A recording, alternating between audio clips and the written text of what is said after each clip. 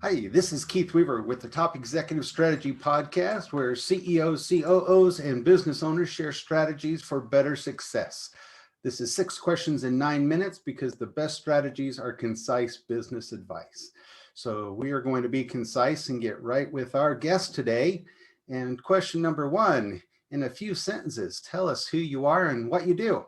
My name is Brenner Adams. I'm the Chief Innovation Officer at MedUSA. It's a medical billing company, about 40-year-old company based in Salt Lake City, Utah. And I'm also an adjunct professor of entrepreneurship at the University of Utah. And in both of those roles, I work with entrepreneurs and entrepreneurial spirit and innovation, and it's a lot of fun. And a lot of that going on. I was looking at a statistic of 2010 or 2020 about how many people are looking to start businesses just because of everything going on. So it's a great time to be focused on helping entrepreneurs. So question number 2, what's the best thing about being a business leader? Probably the best thing about being a business leader is to be able to generate ideas and work with the team, whether that's inspiring the team or even having ideas come from the team, and to be able to have that team dynamic in an effort to execute ideas. See what works, see what doesn't work, pivot, and everybody learn through the process. So one of my favorite things is not just the building the relationships with others by testing new ideas, but the creative process. Breaking things, learning, trying new things, getting outside of the traditional way of thinking. In my mind, that disruptive mentality is one of the greatest things about being a leader, because you're trying to look around the corner. You're trying to get ahead. You're trying to anticipate what people need and what markets need. And it's not easy, but it's a lot of fun. Well, when you combine with other people, that can create a lot of synergy, and a lot of things can come out of that 1 or 2 people wouldn't be able to produce. So that's a That's great true. start. One of the things we did at MedUSA is, as we were, every company's adapting and evolving, and as we were growing, we brought in an outside firm to help us with our culture, and we identified different personality traits within our culture, and that really helped us recognize that we need different personality traits, we need different people, and if you get 2 entrepreneurs in a room, they may have the exact same thoughts or the exact same way of getting something done, and may completely miss other facets of what a market or a consumer base may need. So it's important to have lots of different influences and lots of different perspectives in order to have the best chance to succeed. Well, that's great. And that actually leads right into question number 3 of, I hear from other business leaders that their people strategy is far more complicated sometimes than their business strategy in running their business. Your thoughts on that? Well, it's interesting because a business strategy is just targeting people, right? It's identifying a problem, trying to determine what the opportunity space is around that problem, and then what is the solution to address the problem, and how do you monetize that for a business? Well, when you zoom in to actual individual people to execute against that vision, that's where you kind of lose the homogeneity of culture, and you get into individuals, and that's where you have different personalities and different interests. And so that becomes much more complicated than just targeting, say, 100,000 people who generally fit within this demographic or this psychographic. Now we have 5 very specific people with very specific biases. And so, you have to work through those either historical bias or emotional, cultural bias to be able to identify, not just tell people what to do, but identify the right thing to do, and then work with the team to execute against that vision. So it is, I would definitely agree with that the people strategy is very important in how you work with people in order to allow them. I mean, Daniel Pink has an amazing book, Drive, right, where he talks about AMP.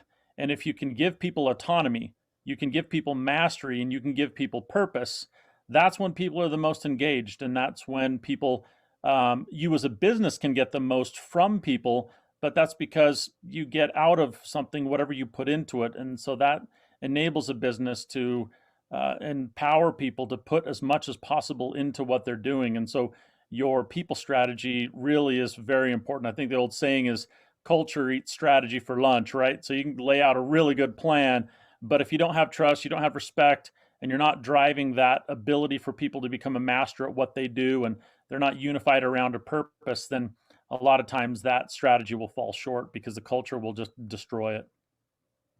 Well said. And it sounds like you guys have done a good job of implementing that as well. So, Well, we like to talk about it, but you know how implementation is, right? It's always takes twice as long and costs twice as much. And so, yes, we've made great strides at refining our values and aligning around our values. But yeah, at the end of the day, we're all still people, and we try to shed our bias, but it still creeps up every now and then. And so it takes an um, active participation from everybody really to stay on course and make sure that we are still respecting other people's traits, and not just personality traits, but management styles and working preferences and things like that. yeah, it's a journey. It's not an event. You have to keep it going at it, right? And it's a So, marathon. You can't sprint through cultural change. It's right. a marathon. So, question number 4, what strategy would you like to share with other business leaders today? So the strategy I'd like to share, I call a so what. So many years ago, I was doing some strategic planning for 4 cycling brands: Cannondale, Mongoose, Schwinn, and GT. 2 of those brands were sold predominantly at Walmart, and the other 2 were sold at either specialty retail or big box retail. And so pretty different companies with distribution all over the world. So I interviewed global leaders and spent, I think it was about a month and a half, collecting data, doing a SWOT analysis, right? So if you're building a strategic plan, many people rely on that SWOT analysis: strengths and weaknesses internally, opportunities and threats externally, and what do you do with that? But I was left with this question: so what, right? So what do I do with all this data? So I love sharing the story with my students at the U, that when you're left with that question, it's hard to figure out how to draw insights or how to draw next steps out of just a large sea of data. You have to be able to prioritize. You have to be able to sort through the hay in order to find the needles. And so one trick that I found was flipping that on its side, and I call it the so what. So if you take your strengths and you try to match them with 1 or 2 market opportunities, keep it simple. So for the example I use is Cannondale. Cannondale, one strength was that they were amazing. They had just launched the lightest, stiffest road bike frame made out of carbon in the world, right? It was an amazing strength. So Cannondale had gotten really good, not only at designing carbon, but manufacturing it in mass, carbon solutions. And so what's the opportunity? You know, what could we align that with? Well, there was a growing trend in mountain biking and downhill mountain biking with a 29-inch frame. So when we took some of our strengths and put them directly against specific market opportunities, it almost seems simple, but you get these insights, these aha moments, like, duh, that's obvious. If we're good at carbon and mountain biking is growing, let's make a carbon mountain bike, right? And the trigger was born. And so when you put your strengths next to your opportunities, it helps you drive out or sort out those insights. And then the last thing I'd like to do with that is provide a numeric value to the strengths, the opportunities, and the insights. And when you do that, I use a little mnemonic device called a AAA. The first one is, I'm trying to remember what it is, authentic, right? That strength, how authentic is that strength to you? Or are you the best in the world? Are you the best in your city, right? And so that'll go from 1 to 10, 1 being the best. The next one is approachability. This opportunity, how quickly can you get to it? How easy is it to access that opportunity? Again, 1 through 10. And then the last one, your aha moment, your insight. Is it genius? Is it addictive? Once you roll out this idea, can you run with it for 10 years? Can you monetize against it? Can your customers live without it? So by running those ideas through that filter, you actually end up with a numeric value, an average that helps you to stack rank your ideas. My boss at MedUSA, Mike Saparis, likes to say, your job is to come up with 100 ideas a week because 90 of them are going to be stupid, right? And so in innovation, oftentimes that's what we do, right? We need to design a light bulb. You don't come up with 10,000 failures. You come up with 10,000 ideas that just didn't work. The magic comes in sorting through those and forming a hypothesis to then determine what will work. And so this is just a simple strategic device that enables business leaders to take that kind of war-tested, proven model of a SWOT analysis, flip it on its ear, and line things up and then prioritize them so that at the end of the day, whether it's for your business, whether it's for yourself, or maybe a friend who might have lost a job because of COVID, this model works really well. In fact, we're testing it right now with adjudicated teens in youth programs. That they're incarcerated and they're struggling and they're trying to figure out what to do with their lives. And we bring it in and say, so what next? What are you going to do? We're doing this in partnership with Second Chance for Youth, which is a great program launched by Burgess Owens, our congressman here in District 4 in Utah. That's awesome. I wish we had more time to maybe discuss it more, but I do like how simple it is. For one, it's still keeping it fairly simple. The other aspect of that is it's really reframing, rethinking, and like you said, putting it where the strengths and the opportunities are together so that you can really focus on matching those and making something happen. And the implementation focus is obviously very critical. Yeah. So question number 5, what other successful business owners, CEOs, would you like to maybe do a shout out to, or you think would be good on the podcast? Let's see. One of the leaders that I think locally might be someone, I'm not sure he's going to have time, but I've been inspired multiple times by Paul Ulstrom, who's been a prolific investor and now helped write the book, co-authored the book, Nail It, Then Scale It for entrepreneurs that was used in about 100 universities. He's transitioned out of the fundraising and is scaling 3 of his own businesses that are near and dear to his heart or his family mission. And so that he can write the next book, which is Scale. So Paul Ulstrom has been amazing. And another individual might be Trent Staggs. He's actually the mayor here in Riverton. But in the business world, he's done some kind of innovative things, and I've really enjoyed working with Trent over the years. So that may be someone that is worth talking to.